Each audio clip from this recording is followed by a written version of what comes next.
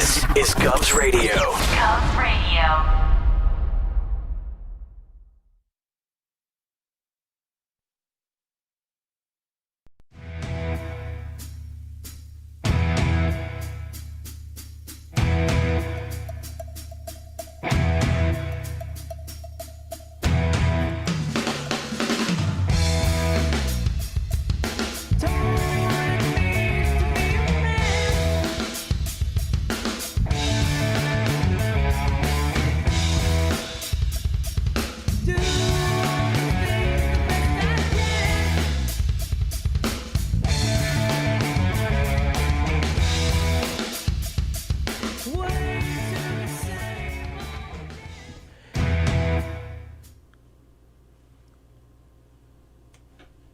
Hey, I'm very excited tonight to have a good friend of mine back in the studio with me for the first time in how many years? I would say in about 2.5 years we haven't seen each other. Nice to see you, man. Ladies and gentlemen, the one and only Frank Scafuri. Nice to be here, really.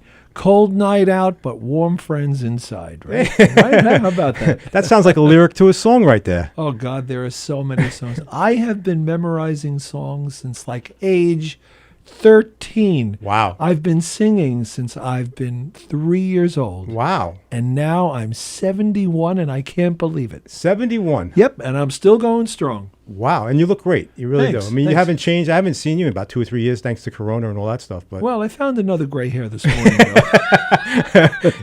that's your line that we go out to eat. That's what you say to the waitress, right? I know. I'm all gray, but I found another one this morning. That's your, yeah. So we did a lot of work together in the past, and it was a lot of fun. Yeah, we made a couple of videos that I thought were so much fun, especially you with Roger, Right. your ventriloquist dummy. Yep. And we did Comedy Clutch. That was hysterical. The countdown, get everything done in 1 minute. Right. That was awesome. We banged out how many Yeah. jokes in 1 minute, right? Oh my gosh, it was really fun. Yeah. And it was all done impromptu. All improv. There was no script. Right. And we didn't redo anything. No, we didn't. We were quick on our It was toes. fun. You know, I think you've got to be that way. Not you have to be that way. The world is my audience. When I go to the food store, the Right. supermarket, or I go to the gas station, I'm just this friendly guy. I strike up a conversation with anybody, and before you know it, they've got a smile on their face, Right. and we're laughing, Right. and then we just leave, and we never see each other again. Right. But it was just a nice moment, Right. Yeah. a really nice Right. moment. You made someone's day, right? Yeah, I it's nice. Yeah. You know, I just go out there and I enjoy the world. That's your personality. It's awesome. Yep. That's it. That's why you're a likable guy. Very talented singer-songwriter. Yeah. Very, very talented. And you went to Juilliard? I went to Juilliard the first year that it opened in Lincoln Center. Wow. I think that was like 1969. And it's a kind of a funny story. My voice teacher from Forest Hills, she said, listen, why don't you try out for 2 schools? Right. She said, they're going to have the lottery system, you know, for joining the Army and things Right. like that. And, you know, so my number for the lottery was like 268. So, you know, I didn't make it into the military. Okay. But she said, why don't you try out for Juilliard and Manhattan School of Music? Wow. So I did. And I was very fortunate. I was very humble. I got into both. I heard that Juilliard was opening at Lincoln Center. Wow. And the Manhattan School of Music was taking over the old Juilliard building way up in the 90s, I think it was. And I said, I'll just go to Juilliard because it's a couple of subway stops shorter. And that's the truth. That's how you made the decision? That's how I made the decision. Less of a train ride. It was less of a subway ride, right? Wow. Because I was living in Long Island. I Right, was right. living in Lynbrook. Okay. And, you know, the commute into the city is like 40 minutes, and then there's more of a subway ride. Right. So you spend half of your day just traveling back and forth. Right. Wow. Yeah. So, and what's great about that is that you in 1973, That's when I graduated. you graduated From in 70. Juilliard. Okay. Yeah. And- I was there in 69. Wow. I started there in 69. That's awesome. And my father didn't understand it. He said, I don't get it. He says, you're going to school, but you're home so much. I said, well, Dad, it's not like you go to school 5 days a week from 8:30 to 3 o'clock. Right. You have different classes on different days. Right. So that's what I was explaining to him. And that was that. My father was a longshoreman in Brooklyn. Wow. Okay. Down around 59th Street, the 59th Street Piers. Right. And, his lifestyle and my lifestyle was different, and, the idea of education in college, was just not the routine. It was different times, different days, things like that. Right. He was a great provider. My mom was a great provider. Very nice, yeah. And here I am, still 71 years later. Still singing. Still singing and playing playing. piano. Yeah. So you're all this time, have you always been a solo act, or have you been bands? Have you been playing with other? My gosh! I guess there's plenty of. I have had quite a career, and I'm very thankful. Okay. I started out in the club date business, meaning Saturday nights and Sunday afternoons, 4 and 5 hour gigs with the Dwight Howard Orchestra, which is just a company name. It was 5 guys. Right. And we would do wedding receptions, bar mitzvah receptions. A lot of fun. It was fun. Yeah. And we got $40 for 4 hours. I'm saying, wow. And when I think back, $40 now is like, what is it? It's peanuts. Now, yeah. But anyway, that's where I got my front man experience, singing. And I used to carry the equipment to the jobs. Right.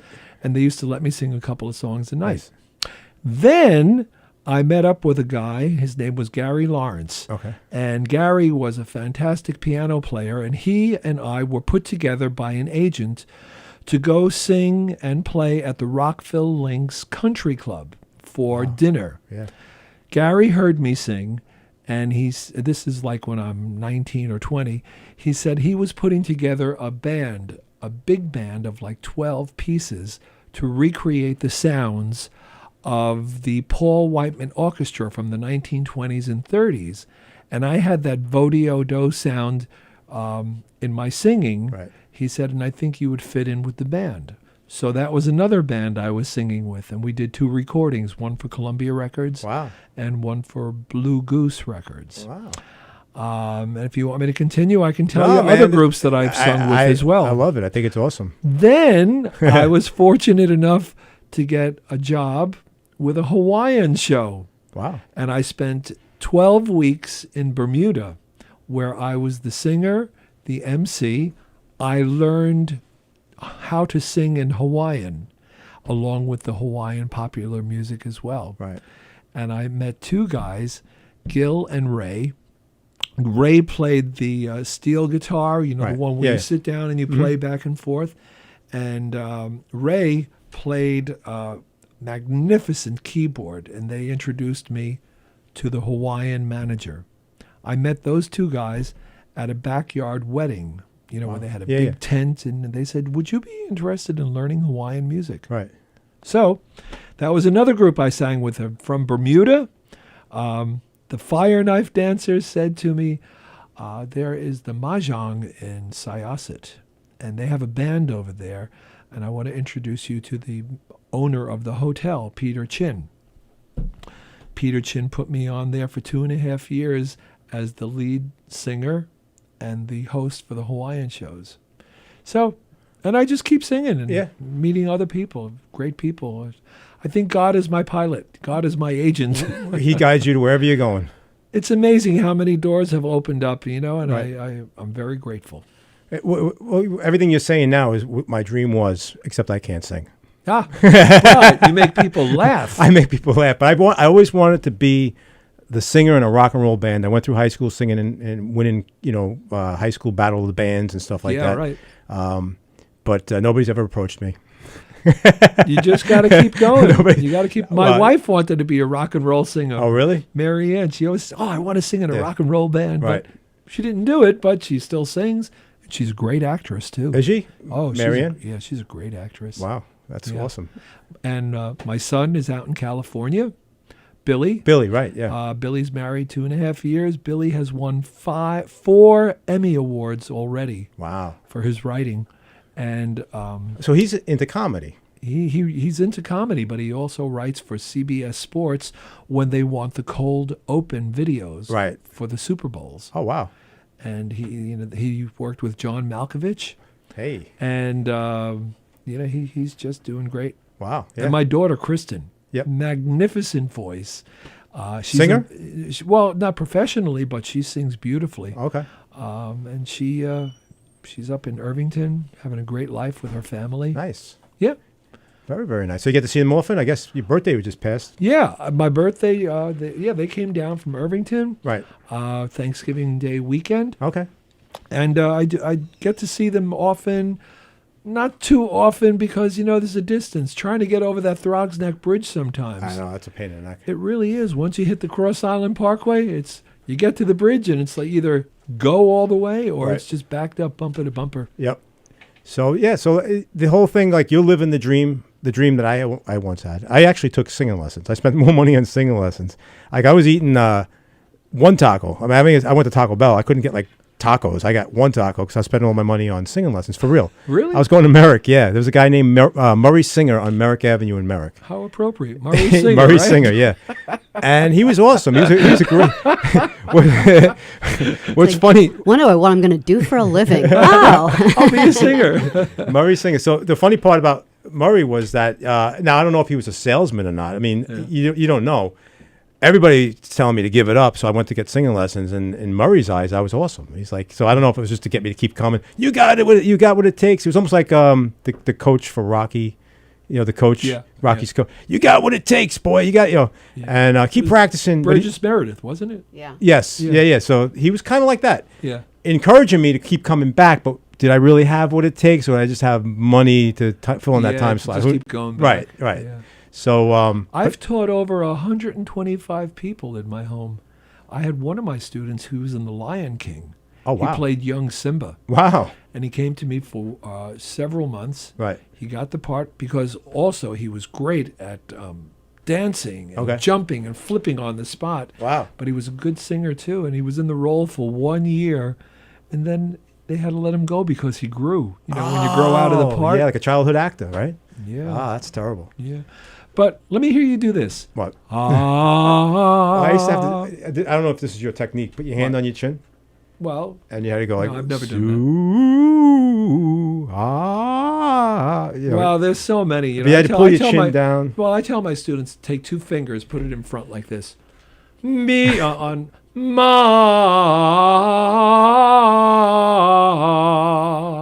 Wow. So that's What's the purpose of the fingers? Right. Because the fingers keep the mouth wide. Ah. This is just a reminder. Ah. To open up. That's because what this was. when you breathe in, Yeah. when you're preparing to sing, everything goes in motion if you do it right. You take a deep breath, your lungs fill with air, your rib cage expands, your tongue goes flat down in the back. It's like a yawn. It's just like a yawn. When you yawn, nobody really pays attention. Yeah. So if you go, your tongue is back, the throat is open, the air is in, the ribs are, and like that. Yeah. It just all plays Yeah. in together. I just started, Nassau County hired me about 3 months ago because they have senior centers, and some of these senior centers wanted to start choral groups. They're seniors. They're not going to sing in 4-part harmony, but they enjoy singing. So I'm developing these groups. Right. I choose all the music. We work for 45 minutes, and hopefully we work up to maybe like a little Christmas segment for their holiday party. Oh, nice. So I give them a voice lesson for 15 minutes, same as I would do for my regular students, and then I have all this prepared music. Right. But the reason why I'm telling you this is because they didn't believe me at first. I said, "Do you remember Johnny Weissmuller?" "Yes." I said, "Did you know Johnny Weissmuller was a good singer?" "No." "Well, I made that up." And it really wasn't Johnny Weissmuller. He's a good straight man. It wasn't really Johnny Weissmuller who did the Tarzan call. Right. Yeah. It was someone else. So I say, this is what I teach all my students who come with me. I said, because they're holding out tones that are so important and impressive as a singer. So this is what I do. And I'm going to turn away from the mic because I don't want to blast you. Okay. I do this, and then I say, I want you to follow. I'm not going to follow. So you know what? I want you two to follow me, all right? This is what I'm going to do. Put your hands up here. I'm going to do it first. I'm going to demonstrate the Tarzan call. Okay.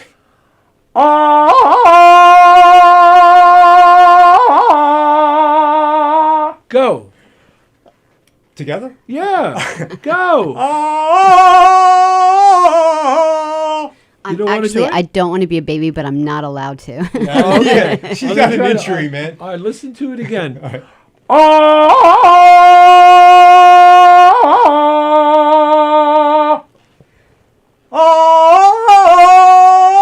Oh. Well, that's good, Not and you are bad. That's close. good. You are close. you're So I being have hard on 16 yourself. seniors. Yeah. I have 4 different locations, and each one laughs at first, and now it's months later, and they're getting better and better, and they realize that I'm serious about this Right. because what's the difference between doing the Tarzan call and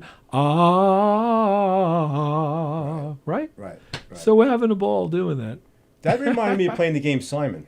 Remember, you used to go dun dun dun dun dun. Oh, I'm trying to yeah. copy you vocally. That's right. I'm trying to copy. I remember that game. That was a fun game. Yeah, You had to yeah. be quick on your toes for that. Yeah, and look at technology today, right? Yeah. So, I even got my grandson and my granddaughter.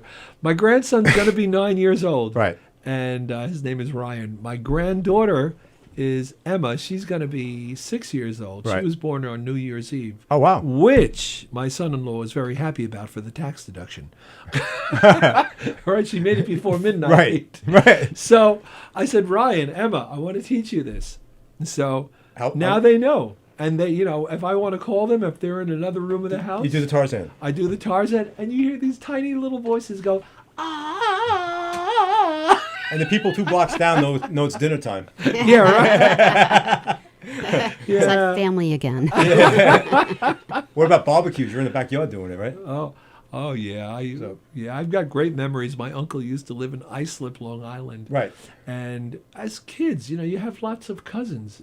We don't see each other very much anymore Right. because so many people just move away. Right. But my uncle had a house in East Islip with like 2 acres of land, and the house is over here, and he had a pigeon coop about 300 yards away, and beyond that was forest. So Were they messenger pigeons? Did they fly around? they flew around. They were more like homing pigeons. Yeah. Yeah. You really couldn't put a message with them to send them somewhere. Well, I guess If you went somewhere with it, it would find its way you know home. What? I think you're hitting the nail on the head. I Yeah, think they were. You like probably that. never thought about it. I just happen to know because the man across the street where I grew up in Hicksville had them.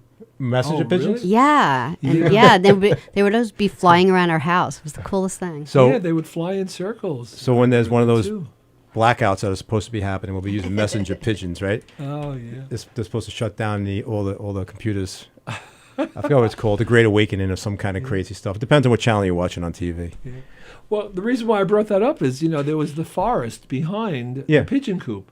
So my cousins and I used to do this Tarzan call, and our parents used to hear this 400 yards away, and then we'd come back and they'd say, "Hey, that was really good." So that was kind of fun. So you gave me a flashback, Frank. What?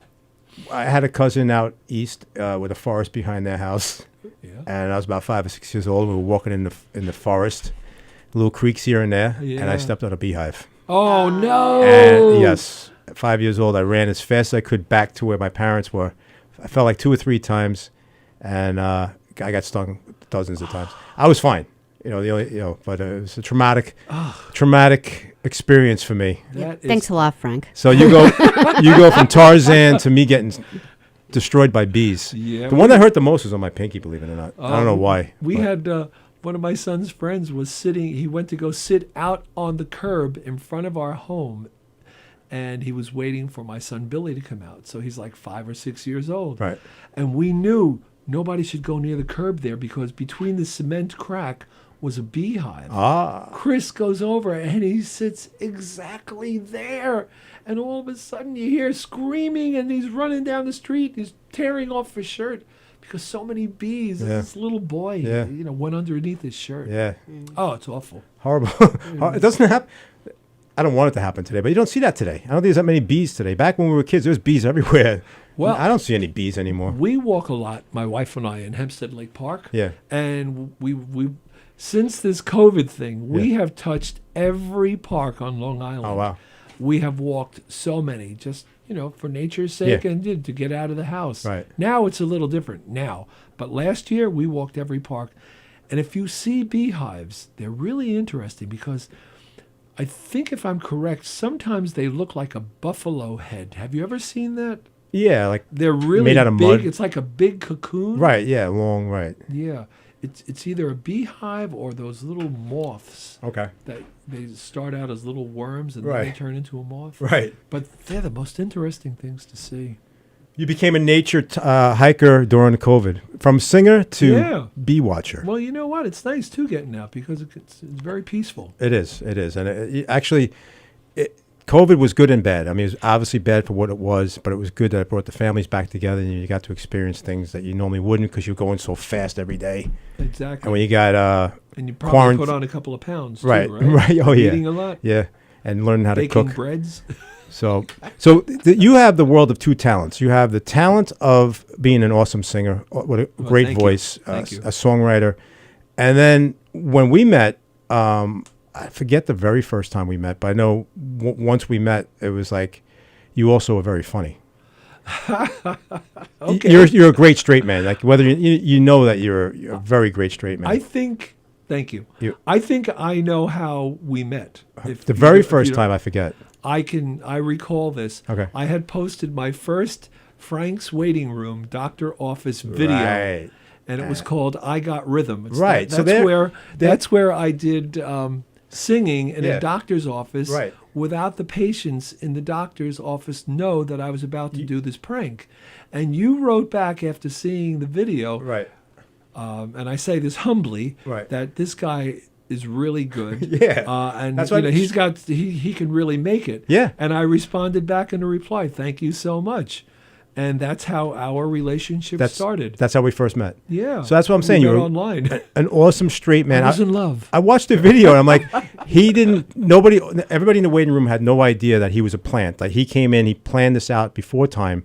He'd come in with a walker and act like you were at a chiropractor, right? Or something like that. It was actually a guy who checks your glands, Okay. Dr. Perry something in Right. Mineola. Right. Yeah. So the video is basically he walks in with a walker like an old man. He's he's a little bit on the nasty side, right? No, not at all. Not that one. What? No, I was never nasty Oh, in okay. any of them. If I can tell you, I walk in with a walker and an overcoat Right. and a tuxedo. Right. And the doctor knew I was going to do this. He gave me permission. Right. And I walk in and I sit down and I strike up conversation with one or two people there.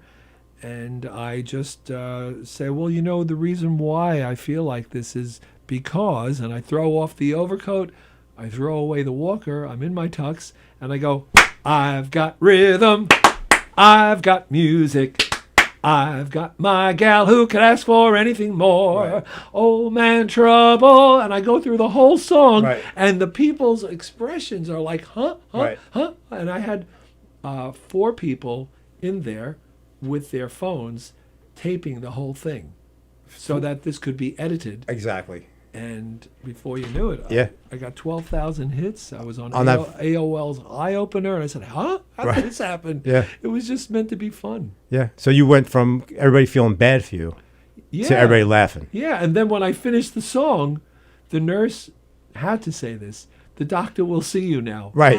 As though nothing happened Right. in the waiting room. Right. And I go, and You go then, back then into- I'm back to the walker. Right. And I'm going into the doctor's office. Right. And then the credits come up. And Yeah, that was awesome. So that's how we met. I remember now because I saw that video. I'm like, this is awesome. You know, that you pulled the wool over everyone's eyes in that yeah, video. and you then know? I said, this is too much fun. I did 8 more. Well, who became your cameraman after that? Well, yeah. You were there, man. and one of them, I remember you had all these different times. And back, my kids were younger then, and I was like, oh, my wife's working in the city, and I actually brought my kids to one a year. I don't know if you remember. My kids. I do remember. My kids were. I didn't tell them what was going on, but my kids were sitting in the waiting room, and all of a sudden he comes in, and he does his thing, and my son's like, Yeah. But it was so much fun. it was a lot of fun. I was in, after that first video, this guy comes knocking on the door and he said, excuse me, what's going on in here? So I said, oh, I just made what I think is kind of a funny singing video. Right. He said, I could hear you all upstairs. He said, I work for whatever newspaper it is. Oh, wow. Would you mind if I interview you? I said, Yeah. No, great. Let's do it. Yeah. So Yeah, you got a lot of recognition for that, right? yeah, and then it was on the news, on News 12. It was on News 12. So I did 8 more. There, if anybody wants to watch there, Frank's Waiting Room. It's all one word. It's Right. on Facebook. Right. It's also on my YouTube channel. We did one together with the puppet, the ventriloquist puppet. That was great. It was that was cool. so much fun. We practiced. Remember, you guys came to We we had practiced. to. We sang Yeah. because we sang a song, yeah. and I actually have a clip of that. If you would like to see it, this is Frank Scafuri. It's myself, and who was the woman? Janet Rosano. She was a great singer too. She was a good singer. and she yeah. played a nurse in this video, Yeah. right? She played the nurse, and Roger, your dummy was in that. It was so much fun, and the singing, all of us, Right. was so cool. It was great. That was my first video with Frank. Yeah. Yeah, if you could run it, Sally's gonna run the video now.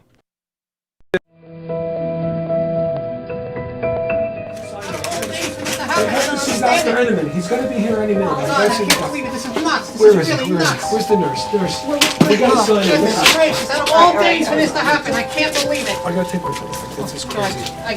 Today's not the day for this. Put your name over here and then, Sign it. Sign it. She's right over there. Scoot it back. We gotta see Dr. Yeah, go ahead. Sign it. I can't believe this. This is crazy. Oh, man. Oh, God, we got a show to do. Listen, we got a real emergency. Yeah, right. We got a terrible thing going on. Yeah, Joey has a really bad cough. Okay. Just And came his here to see the throat is doctor. sore, and it's hoarse, and he lost his voice. I don't know what we're gonna do. We have a show to do. It's 2 hours. We can't do this. We have a show to do. The media is gonna be there. This is gonna be there. ABC TV is gonna be there. I can't figure out. All right. Crazy. We got a show to do. Just stop. Let me just. Not him, the dummy. My, I'm gonna go get Dr. Enneman right now. Get the doctor. I don't know. We need a miracle. I don't know what we're gonna do here. This is. Oh, man, this is crazy. Hey, Roger. My throat's feeling kind of scratchy. My I throat's think killing I'm getting me. hoarse also. I don't. Oh, good news, good news, good news, good news. Dr. Enneman said if he gets the shot, he can do the show. Wow. Roger. What? His throat is hoarse right here. His nose is not so clear. But if he gets the shot, it all will clear. Can do. Can do. Can do. Can do. The doc says the show can do. Can do. If he says the show can do. Can do. Can do. Can do. Can do. Can do. His throat is hoarse right here. His nose is not so clear. But if he gets the shot, it all will clear. Can do. Can do. Can do. Can do. The doc says the show can do. Can do. If he says the show can do. Can do. Can do. Can do.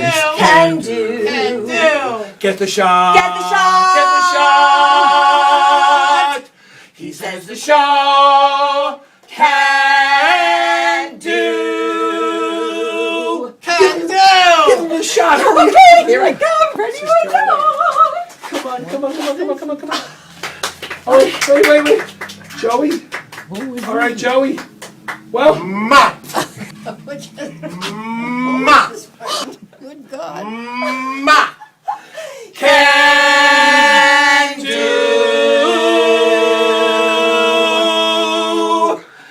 Can do. All right, I'll call a cab. Come on, quick. We gotta get this. Okay, all right, break the leg, break the leg.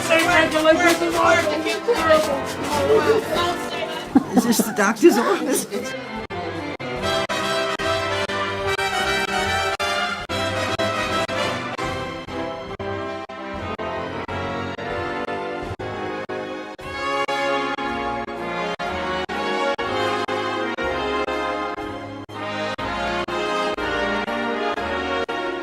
All right. Well, that was pretty awesome, Frank. Thanks. It was so much fun. I passed that doctor's office every time I go to Long Beach, and I say, "Oh, there's the old studio." Right. My wife says, "It's a doctor's office. It's not a studio." That was so much fun doing that. Yeah, There it was. We had one woman at the end saying, "Is this a doctor's office?" Yeah, I know. I know. I once, in one of these videos, I brought in a saddle. Right. Oh yeah, the cowboy one. The yeah. cowboy Yeah, one. I'm walking in with a saddle on my walker and a cowboy hat. Yeah. I brought a Hawaiian girl. Right. Hidden in a closet. Yeah. And I'm in a doctor's office in Freeport. And when I get to the right cue, she comes out and starts doing the hula, and I'm singing. I have so much fun. I remember I was a cameraman after a while, and I loved helping you because I would just sit there. I was taping you, but I was looking at everybody's expressions like, what the hell is going on in here, you know? Yeah, I know. But you couldn't help but laugh, you know? I know. And everybody clapped at the end, you know? I think it's just a normal reaction. Yeah. You know? You took your ability to sing, everybody was shocked hearing the singing, and then you had the comedy twist to it, which was awesome. Thank you. Two worlds mixed together. Thank you. And you know, a lot of that is improvised on the spot. Right. I have an idea what I want to do, and I certainly know what song I'm going to sing. Right. But everything that takes place, you just never know what you're going to expect when you walk into a doctor's office. Right. Once again, the doctor always knew. The people that were in there, the real patients, they signed a release form after it was over. I told them Right. You exactly- couldn't use their footage otherwise. Yeah, some people didn't want to be part of film. it, so, So you blurred their faces were blotted out. Yep. Yeah. The one I thought was the funniest was they were all very funny, but the chiropractor one where right? Remember the chiropractor? You came out. Wow, right. you went in with a walker and came out like dancing. I know. Yeah, Dr. Abby Budnick. Oh, she was great. She was a friend of ours from Hofstra. Oh, okay. We never really went to Hofstra University together, Marianne and I, but we got into the Alumni Association theater over there, and our first production was Fiddler on the Roof. Right. And because Marianne, my wife, worked for Hofstra, that was a way to slip us in there. So that's how we met Abby at the time, who is now a doctor. Right. She said, use my office. So you had connections, right? Yeah, it was so much fun. Those are good connections to have. My connections are like, garbage men and stuff like that. You get. No, come on. You got. No, garbage men make a lot of money though, so you know. They do. We don't call them garbage. No. Sanitation department. Sanitation. And I have a lot of respect for them. Christmas is coming, and tip your garbage men or your sanitation.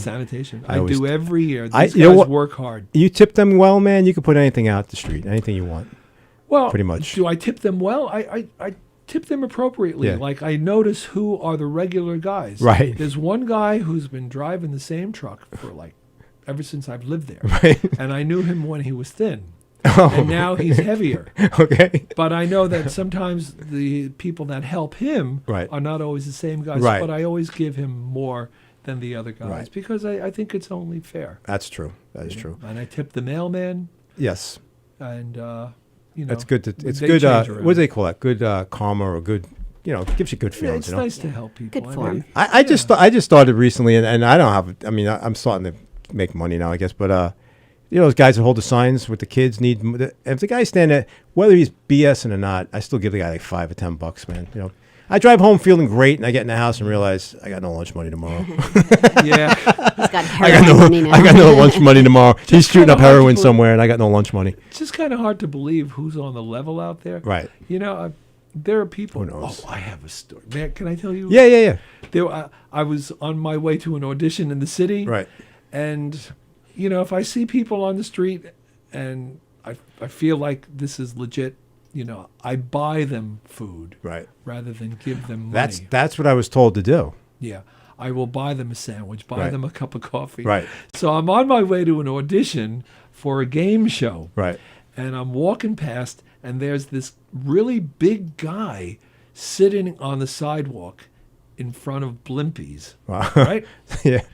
So I walk past him, and I go, I can't. I just got to help. So I go into Blimpies. I buy him a sandwich and a coffee. And I come out front, and I say, I guess you must be kind of hungry. He says, yeah. I said, well, listen, do you like turkey? He says, well, I guess it'll have to do. I guess it will have to do. I said, well, enjoy it. Right. I go to the audition, Right. and there are two people. There's the director and someone else, and I'm on camera for the audition. Right. And I'm answering questions. I'm telling them stories. And they said, tell us, what's the funniest thing that happened to you today? I told them that story. Right. They're laughing their heads off. That is really funny. That's the best you can do? That is A turkey sandwich? That is really, really funny. What's his other choice? Looking in the dumpster, you know? I mean, Oh, that's the saddest thing. Right. I did that once before too. I walked all the way across Sixth Avenue. There was a guy actually taking things out of a garbage can. yeah. I went into Dunkin' Donuts. I bought him coffee and a donut, and I said, "Here." And his words really weren't audible to me, and they were just kind of like gibberish. I think he wasn't really totally there. Right. But I felt good. Like you said, you feel good after. It gives you a it's good over. feeling, right? Until you go home and realize that you got no money in your wallet now. Yeah. Sometimes So- you just gotta do it. So you were doing all the doctor's offices. You were doing awesome. I mean, it was so much fun. Then my school where I work Yeah. they were having a comedy night. So I got I put a comedy show together to raise money for the PTA remember. at my school. And I'm like, you know what? How funny would it be if I was on stage doing stand up, and Frank gets mad at me up there? Yeah, you were knocking old people. Yeah, I started doing jokes about old people, and it was pretty crowded in there. And you were coming up in between people with your walker, Yeah. and you're like, "Hey, I don't think that's funny. Yeah. Hey, I don't think that." And I did another joke, and finally you got so loud. But the crowd was getting upset too. Right, somebody yelled out, "Hey!" Something Sit like, down, sit Yeah, down." yeah, sit down, knock it off. They'll get mad at you. Yeah. Meanwhile, we planted the whole thing. Yeah. And just like you did in the doctor's offices, Frank would make his way up onto the stage, and we'd have a little argument, kind of, right? And then you'd say, I go, "You could do better than me, then go ahead." And I give you the mic, and I walk off, and then Yeah, and I threw the walker You away. throw the walker. And I started singing and dancing up there, and the wool was pulled over everybody's eyes. they were all cracking up, and that was the talk of my school. Oh man, yeah, that was awesome. We to pull the wool over a whole audience like that, to have that them. was so much fun. Yeah, they thought that that you were a mean guy, and you're like, "Do you think he's funny?" Like you were making fun of me, like I wasn't funny. "You think this is funny?" And they're like, "Yeah." I'm like, I pulled the wool over a lot of people's eyes in my lifetime, even before these doctor office videos. I was like 18 years old, and I wanted to be on The Tonight Show. right, And I put on a sharkskin suit. I carried an attaché case, and I had a tape of me singing that I wanted to get to at that time. Right. Doc Severinsen, who was the Tonight Show orchestra leader. right, So I go into Rockefeller Center. There is a line to see game shows. And then there is the guy at the desk, the security guy. And he says, "What do you want?" I said, "Well, I have an appointment with Doc Severinsen." He says, "Oh?" He says, "Yeah, he's expecting this." "Oh, all right. It's elevator number 3. So I bypass all these people. And I'm waiting. And I get on the elevator. And there's all these execs. And who else walks on was, at that time, Bill Cosby gets Wow. on the elevator too. Wow. And he looks at me, and here I am, like 19 years old, looking straight and narrow with an attaché case and a sharkskin suit, gray sharkskin. Wow. And he said, "Hello." I said, "Hello." He says, "Where are you going?" I said, "Oh, I'm going up to the Tonight Show." He says, "Oh, good. Good luck." So I get up to the Tonight Show floor, whatever floor it was, Right. and there's like 6 doors up there. right. And there's one door that says Tonight Show. So I'm thinking, all right, I got this far. So I go over to the Tonight Show door, and I turn the doorknob, and it's locked. Ah, So I'm saying, what do I do now? I said, I got to get this tape. A man walks over. He said, "Did you forget your key?" I said, "Yeah." I forgot my key. He said, "Oh, let me get it for you." So now I'm inside the Tonight Wow. Show.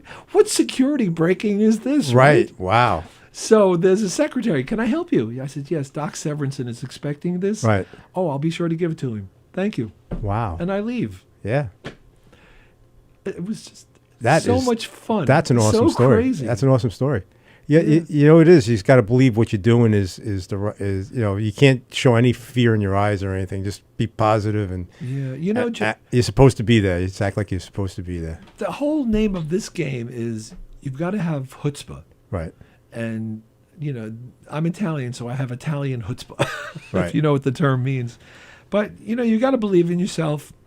You need persistence, and you just can't give up and just keep following the crazy dream that you have. I always say you have to have fun. And one thing I know for a fact since I met you is you have fun. 'Cause when you're having fun, everyone's having fun. You know what I'm saying? Like you do this because you love doing it. You're a great singer. You're very talented, but you're also having fun, and fun feeds off to an audience. When you're having a good time, they know it. It's so true. Yeah. When you're having a good time, they feel it. Right. You know, you feel it when you're on stage. Yeah. When you've got the crowd going with you, Right. there's nothing you can do. And when they're You not, can do nothing wrong. and when they're not, you throw these on. Yeah. Oh, right. This is how this began. I can't look at people who hate me. Yeah. But yeah. So you also, I remember Madhouse TV. They had a Christmas party, Yes. and it was a huge party, a lot of guests, Big. right? Yeah. And it was a really upscale, classy party, and everybody was tuxedos, and it was a great time, great food, great drinks. Christmas music was playing, and then all of a sudden you hear, excuse me, and everybody at the party had to come into this area up in the front where the stairs were, and there you are with your walker, and you pulled the wool over their eyes. Well, there was a chiropractor, doctor, Dr. Tom. I Who was it? don't- Dr. Thomas Dow. That's right. And Dr. Thomas Dow was Right. up there. He didn't know either, did he? No, he didn't know. He was receiving an award.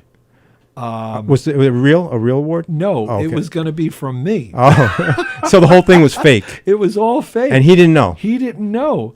And I had the scroll, and I'm reading. You know, I go up there with my walker, and I say, Dr. Thomas Dow, would you please come up Right. here? And as close as I am to you right now, that's as close as he was, Right. unsuspecting anything at all. And as I'm talking to him, I'm slowly collapsing Right. before his eyes. Right, and also- he's trying to help me up. At the And you same have time. over 300 guests, all hook, line, and sinker, believe in every bit of this. Yeah. And then I broke into song, and Yep. he realized this was a joke, and Yep. I get back up. And he wanted to. I remember he was going to choke you after that. He loved being. Oh, it up was there. awesome. Yeah. It was so and much and fun. again, the whole place erupted with laughter again, and that was a big audience for you. 300 people. There was a lot of people there. I don't know. I just remember Yeah. it was. And just to get everybody's attention. It was just like, who am I getting all these people's attention Right. to pull a practical joke on Right. a chiropractor? Right. Yeah, it was a lot of fun. And then I had you come the Massapequa Oaks, where I DJ a lot. Yep. I do a lot of work there. We did a comedy night there, Yep. and the same thing. I believe I was doing old people's jokes again, Yeah. and you came up with your walker. And I was saying, I don't like that. I don't like that. yeah, Remember that? the thing that was funny about that was the women that I was doing stand up for all liked me and know me for about, say, 10 years. Yeah. So when you came up, all these women were trying to protect me from you. They didn't, you know what I'm saying? It was so funny because every one of them had the same goal, was to get you out of here. Yeah. Like, who's this guy? You know, don't listen to him. Yeah. And then you did it again. You went up and started singing, and they started cracking up. And behind your back, I picked up a stool like I was going to hit you over the head with the stool. It just happens every day. You know, you can just pull the wool over somebody's eyes. Right. You know, I went into, I walked into, what was it, some store today, and the woman says, "Can I help you?" And I said, "Yes, I need $1 million." And she goes, "Well, if I had $1 million, I wouldn't share it with you. I'd keep it myself." Oh, it was a Dunkin' Donuts. Oh, I okay. said, "Can I help you, sir?" "Yes, I need $1 million." You say it with a straight face, and that's the part where I say you're a great straight man, because we're sitting in a diner together, and a waitress will ask a question, and I didn't even know that you're joking or not. It takes like a minute, and then she starts laughing. Like, Well, nobody expects laughter on the street from somebody. right. Another thing, there's this food store we have in Rockville Center. It's called Associated Food Markets. Right. So there is the deli counter, and I did this one time, and I've been doing it now for 10 years for every new employee who is carving meats at the deli counter. The first time it happened, the woman says, "Can I help you?" I said, "Yes. I need 48 pounds of bologna." And she looks at me, straight faced. I said, "What's wrong?" I need 48 pounds of bologna." Right. She goes, oh, well. I said, "Should I ask somebody else?" Right. She goes, no, I'll get it. Right. So then the joke is revealed. Right. Yesterday, I was in Associated. Right. And there is a guy there that works. He's sitting off to the side, not helping anybody because there's nobody to help. Okay. But the new employee behind the deli counter is a young Spanish woman. Right. She's very sweet, And I walk up and I had a piece of paper in my hand. She goes, "May I help you?" I said, "Yes. I need 48 pounds of bologna." And she looks at me, and the guy is laughing Right. with his hand over Right, me right. because he knows, because Right. I got him Right. a while ago. Oh, so And she goes, you want 48 pounds? I said, "Yeah, is there a problem?" right. She goes, no, there's no problem. So she starts walking away. Right. And the guy on the side is laughing. And I gave him the eye look. Right, right. And she's pulling out the bologna. I said, "I'm sorry. Right. I'm just joking. Right, I right. really don't need 48 pounds of bologna." She goes, "Oh, thank you. What can I get?" Right. I said, "I need 63 pounds of salami." And the guy walks up. He says, "He got me once before." Now that's something you could use a camera for. You should have a cameraman on something like that. That'd be to get her reaction. Yeah. And stuff, you know? We It's so much fun. did go to the city a few times and we did a TV show together. Yes, the Remember? financial person. We did so well on the first TV show. And they believed us. Right. We were part of a TV show and we came up with what we were going to talk about, and everything we said was mostly It's like you owed me a great deal of money. right. So financially, how was I going to pay you back? I was only making $50 a week or something. I owed you like $3,000. Yes. And here's a financial advisor advising and his us. wife, yeah. Yeah, and we were acting like we're having problems with our friendship now because I owe you so much money and your wife is mad at me, and they had us come back like four times, right? Right. We And did. do you remember when the guy came out into the hallway, not filming us? Right. Guys, I've been through this myself. Right. You can work this out. Right. He didn't want to see us fight. No, and then we left the building saying, they really believed They us. really, yeah, they really believed the whole thing, right? We were actually hired to be on the show for financial advice, so just to for the show, Yeah. and everything we said, because again, it's you, hook, line, and sinker. If you would have laughed, I would have laughed because I was holding in, laughing as much as I possibly could, and the fact that you had such a stone look on your face, it kept me in character. Because I was feeding off you. What can I say? What can I say? We did a great job. And then I remember that I took her advice and I went and got a job and I started working at a bakery. So when we came back to the second show, I don't know if you remember, I came back with Lindsay tarts. Linzer tarts. Yeah. He said, "I know she likes Linzer tarts. Yeah. I'm going to bring 4 Linzer tarts." Yeah, so I bought Lindsay tarts onto the show, and now here we are on TV. It's not Lindsay. Lindsay was the mayor. It's Linzer. Linzer tarts. I told her I made them. I said I made them at the bakery, and you were happy because now I'm paying you back. Yeah, right. Right, because now I have a job. Yeah. And the funniest part about that show was the powder was getting all over you had a tuxedo on. It was getting all over us, Well, the that powder. confectionery shout Right. about powder. And then we went on, I think, a third and fourth time. I know one time I bought flowers for her to thank her, But she was turned our great. lives around. Yeah, she was great. She was a really good financial advisor. And then we took that great picture in, it wasn't Times Square. I think it was Madison Square Garden. I thought it was Herald Square, maybe. Well, Madison Square I think it was when Garden. we were walking back to the train. We took Okay. a photo together Yeah. right outside Madison Square Garden. Yeah. And that's the same day we saw her walking to get a train with the flowers I bought her. I don't know if you remember. I don't remember that part, but Yeah. it was a great gesture. Yeah. So that was a lot of fun. And that's when, together we were like a great team as far as comedy, I guess, because that was awesome. Going home and watching that show come on TV, like 2 weeks later or a month later. Yeah. I was like, wow, man, Yeah. we did it. We had a great time. But I really want to get to the main reason why I had you come tonight. It is the holiday season. Christmas is right around the corner. Yep.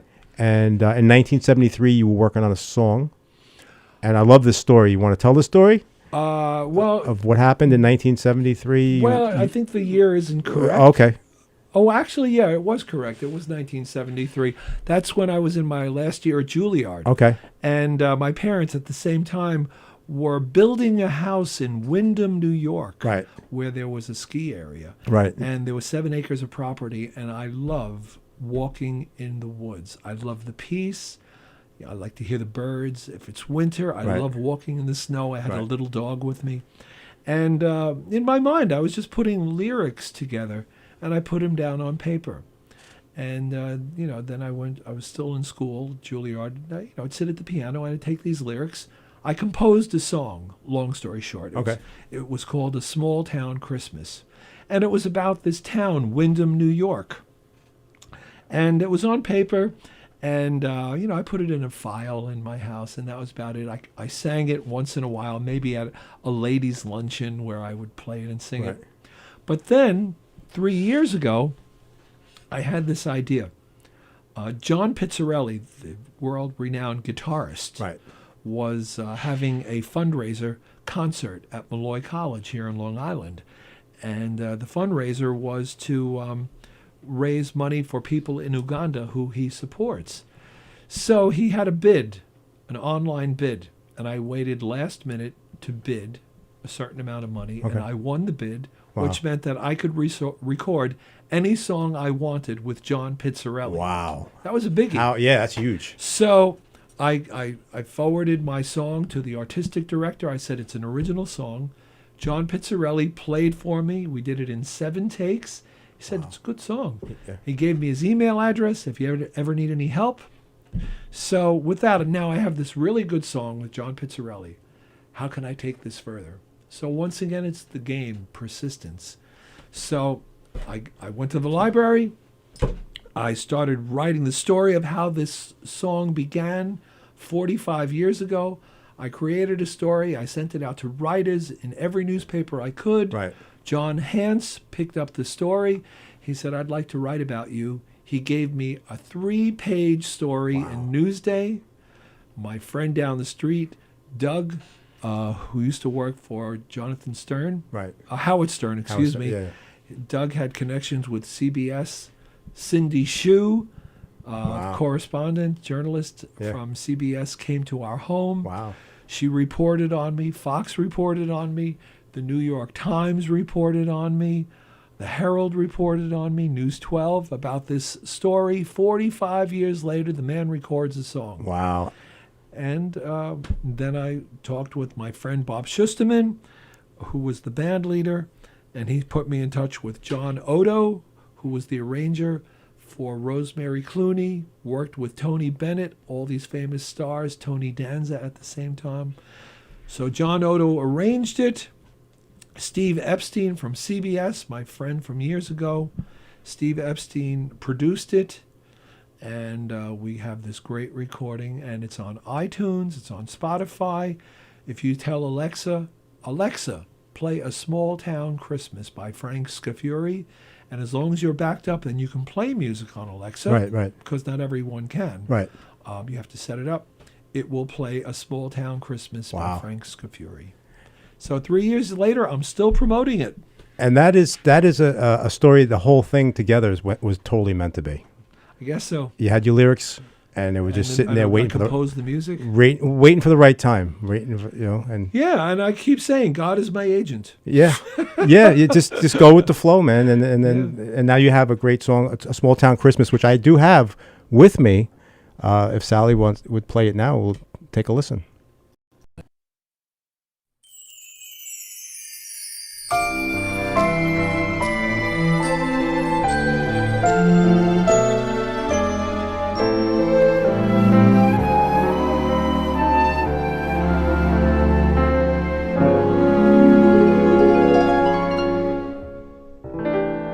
Clear across the countryside, there is a little village that I admire.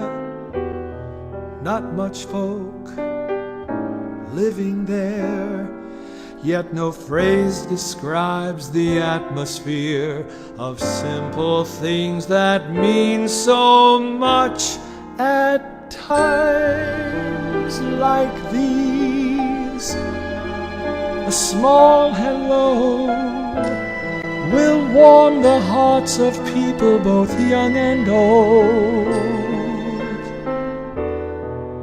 So lend an ear and crack a smile to the older folk who act like children as they sneak so slowly by the frozen pond where snowdrifts lie. A fawn lay nestled by his mother's side. Close your eyes, smell the pine as snow sifts through the icy branches where they lie. snowdrifts line the mountain trail where I once saw Peter Cottontail, and there's old Frosty standing tall with his carrot nose. Hey, it's way too long. And have you felt the crisp, cold air? The scent of old man winter is in the air. So bundle up and dash outside. Oh, and by the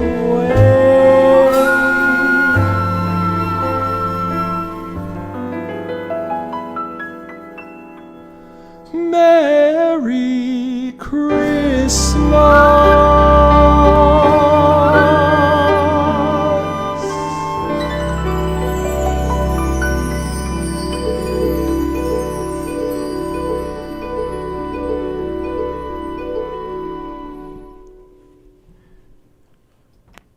Wow, what a beautiful song, Frank. Thanks so much. Is a beautiful. I got to tell you, I'm doing a couple of holiday parties coming up, and during cocktail hours and stuff like that. If you don't mind, I'd love to Please play. You just never know. You never know who's listening. Yeah, right? A lot of times they come up and say, "Who is that?" Yeah, all I need is see. I wouldn't be able to sell that song. I don't have a following. I don't have a big name. Right. You just need one person.